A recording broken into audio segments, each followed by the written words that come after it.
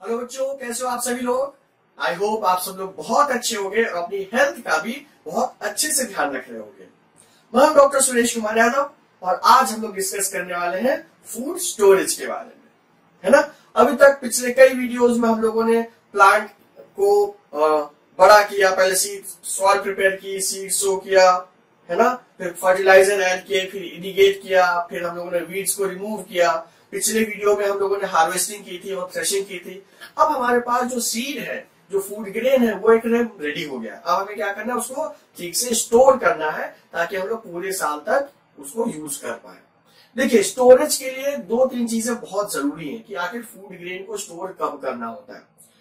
Food grain में अगर थोड़ा भी मॉइस्चर होगा तो फूड ग्रेन तुरंत ही खराब हो जाएगा। आप सभी लोगों को पता है कि जहां पर मॉइस्चर होता है वहां पर माइक्रोब्स बहुत जल्दी से ग्रो कर पाते हैं।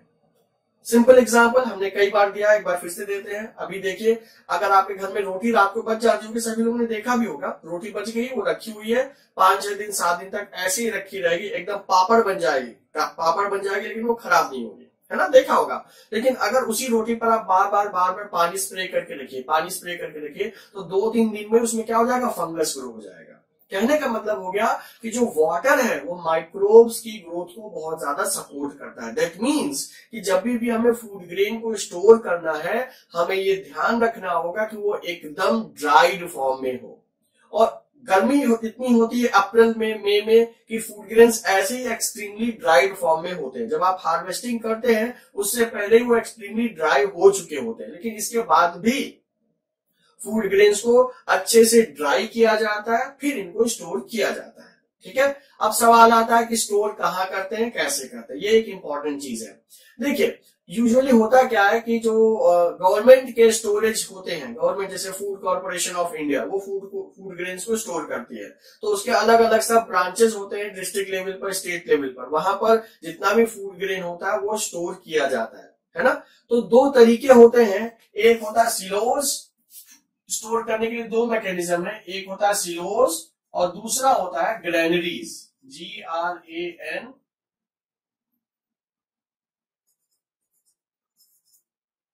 ग्रैनरीज। ठीक है, तो आखिर इन दोनों में डिफरेंस क्या है, ये समझना थोड़ा सा जरूरी होगा। देखिए, जो सिलोज है ये क्या होते हैं, ऐसे टावर लाइक स्ट्रक्चर होते हैं। आप समझ लीजिए, आपके घर में जो जिसमें गेहूं आप स्टोर करते हैं डिब्बे में या लोहे की टंकी में, ये वैसा ही एक अरेंजमेंट है, वो साइज में बहुत बड़ा है ना, उसको कह दिया गया सिलोस। ठीक है, तो इसमें आप फूड ग्रेन्स भरते चले जाते हैं, ठीक, और यहाँ पर निकालने के लिए अरेंजमेंट होता है। तो मतलब इसमें बोरे की जरूरत नहीं है, जो जूट बैग्स हैं इसमें उसकी जरूरत नहीं है। सिलोज में जूट बैग्स की जरूरत नहीं है, सीधे सीधे आप फूड ग्रेन्स को इन कंटेनर्स में रख देते हैं, इनको बोलते हैं सिलोज। ठीक है, ग्रैनरीज में क्या होता है, जो आप लोगों ने अक्सर देखा होगा इवन न्यूज वगैरह में भी, और नहीं तो पुरानी मूवीज में तो देखा ही होगा, खाने का गोडाउन होता था, वहीं हीरो और विलेन लड़ाई करते थे, बहुत बोरियां एक के ऊपर एक रखी होती थी। याद आया कि नहीं याद आया। तो ग्रैनरीज में होता क्या है कि जो जूट बैग्स में जो फूड ग्रेन्स है उनको स्टोर किया जाता था, एक के ऊपर एक पाइल करके। ठीक है, अक्सर आप लोगों ने ये देखा होगा, पाइल करके स्टोर किया जाता है ताकि आप उनको लॉन्गर ड्यूरेशन तक यूज कर सके। इस तरीके का स्टोरेज होता था, है ना।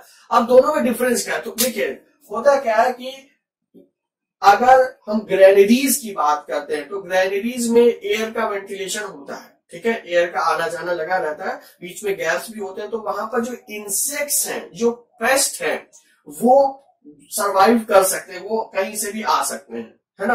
तो यहाँ पर मेंटेनेंस ज्यादा है। But at the same time silos के केस में क्या है, ये पूरा एक क्लोज स्ट्रक्चर है, तो बाहर से कोई भी चीज अंदर आने में उसको कंपैरेटिवली ज्यादा मुश्किल होगी।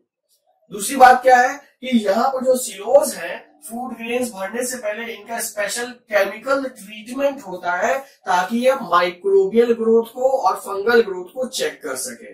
जैसे आप इसको दूसरे एग्जाम्पल से कोरिलेट कर सकते हैं, वाटर प्रूफिंग होती है ना, वाटर प्रूफिंग अमिताभ बच्चन आगे करते हैं, यस वही वाटर प्रूफिंग। तो आपने उसका केमिकल ट्रीटमेंट ही तो किया, तभी तो उसमें से वाटर अंदर नहीं आ पा रहा है। तो एक तो ये तरीका है, बाकी केमिकल का स्प्रे भी किया जाता है, जिससे क्या होता है कि वो अंदर की तरफ माइक्रोब्स ना लग पाए, ना ग्रो पाए। एक तरीका ये है।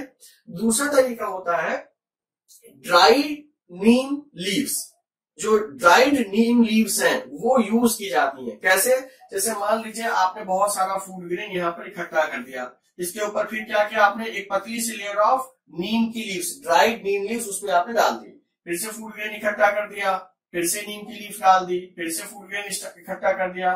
तो जो नीम की लीफ है, नीम की लीफ से क्या होता है, कीड़े नहीं लगते, इंसेक्ट्स नहीं लगते हैं, प्लस ये नेचुरल भी है, इससे बहुत ज्यादा किसी को हार्म भी नहीं होता है।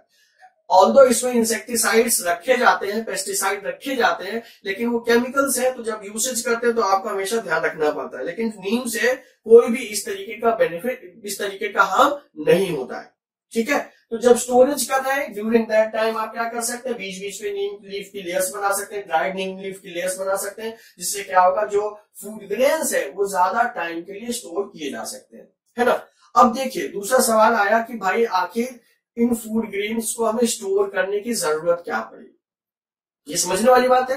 भाई देखिए कि फार्मर इतनी मेहनत कर रहा है ना, दिन रात खेतों में जुटा हुआ, तब कहीं जाके ये फूड ग्रेन्स आ पा रहे हैं, और इतनी ज्यादा पॉपुलेशन है जिसको फीड करना बहुत जरूरी है। तो अगर हम इन फूड ग्रेन्स को ठीक से नहीं स्टोर करते हैं तो क्या होगा, पूरी मेहनत वेस्ट हो जाएगी, किसान की मेहनत वेस्ट हो जाएगी। इतनी मेहनत से उसने फूड ग्रेन्स बनाए और फूड ग्रेन से स्टोर ही नहीं हो पा रहे तो क्या होगा, मेहनत वेस्ट हुई, पहली बात। दूसरी बात, जब जरूरत होगी तो जब ये फूड ग्रेन खराब हो चुका है तो क्या हम इसको यूटिलाइज कर पाएंगे, नहीं कर पाएंगे। दैट मीन्स जरूरत पड़ने पर हम इसको यूज भी नहीं कर सकते, तो डबल नुकसान हो गया। एक तो फार्मर की मेहनत का वेस्टेज हो गया, और दूसरा क्या होगा कि जब जरूरत पड़ी तब हमारे पास फूड ग्रेन्स ही नहीं है। और आपने अक्सर देखा होगा, न्यूज में अक्सर देखा होगा कि फूड ग्रेन्स भीग के खराब हो गए, है ना। तो ये जो एक सिस्टम है ये थोड़ा सा गड़बड़ है, उसको थोड़ा सा और इम्प्रोवाइज करने की जरूरत है। अगर इसको ठीक से इंप्लीमेंट किया जाए तो डेफिनेटली जितना फूड ग्रेन्स है वो सफिशिएंट है अपनी पॉपुलेशन को अच्छे से फीड कराने के लिए। लेकिन बहुत सारा तो वेस्टेज में चला जाता है। वेस्टेज क्यों? क्योंकि उसका स्टोरेज ठीक से नहीं हो पा रहा है। एनीवे, हम लोग अभी उधर नहीं जा रहे हैं, हमें फिर से देखना है कि स्टोरेज ऑफ फूड ग्रेन्स। भाई सबसे पहली चीज नीड क्या है, नीड ये है क्योंकि एक दिन में तो हम सारा खाना खा नहीं सकते, उसको धीरे धीरे करके कंज्यूम करना है ना। तो नीड इसलिए है ताकि आपको जब जरूरत हो तब फूड ग्रेन्स अवेलेबल हो, इसलिए उसको स्टोर करने की जरूरत है। स्टोरेज कैसे कर पाएंगे, आइदर सिलोज में कर पाएंगे या ग्रेनरीज में कर पाएंगे। सिलोज क्या होते हैं, सिलोज होते हैं बहुत बड़े बड़े सिलेंड्रिकल अरेंजमेंट्स या सिलेंड्रिकल स्ट्रक्चर्स हैं जो कि पूरे कॉम्पैक्ट होते हैं। उनकी इंटरनल वॉल पर स्पेशल केमिकल ट्रीटमेंट किया जाता है ताकि माइक्रोबियल ग्रोथ को वो प्रिवेंट कर सके।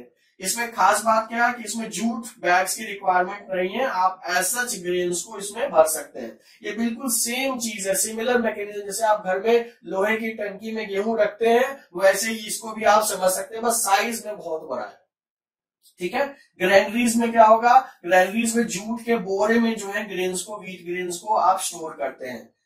जूट के बोरे भी हो सकते हैं, प्लास्टिक बैग्स भी हो सकते हैं। ठीक है, तो इन बैग्स में आप फूड ग्रेन्स को स्टोर करते हैं। ठीक है, बीच बीच में इसका भी ट्रीटमेंट करते रहना पड़ता है ताकि फंगल ग्रोथ और पेस्ट को रोका जा सके। इसीलिए आप इसमें पेस्टिसाइड और इंसेक्टिसाइड का स्प्रे कंटिन्यूअस करते रहते हैं, सो दैट आप इस फूड ग्रेन का जो लॉस है because of these insect and paste उसको मिनिमाइज कर सके, कम से कम कर सके।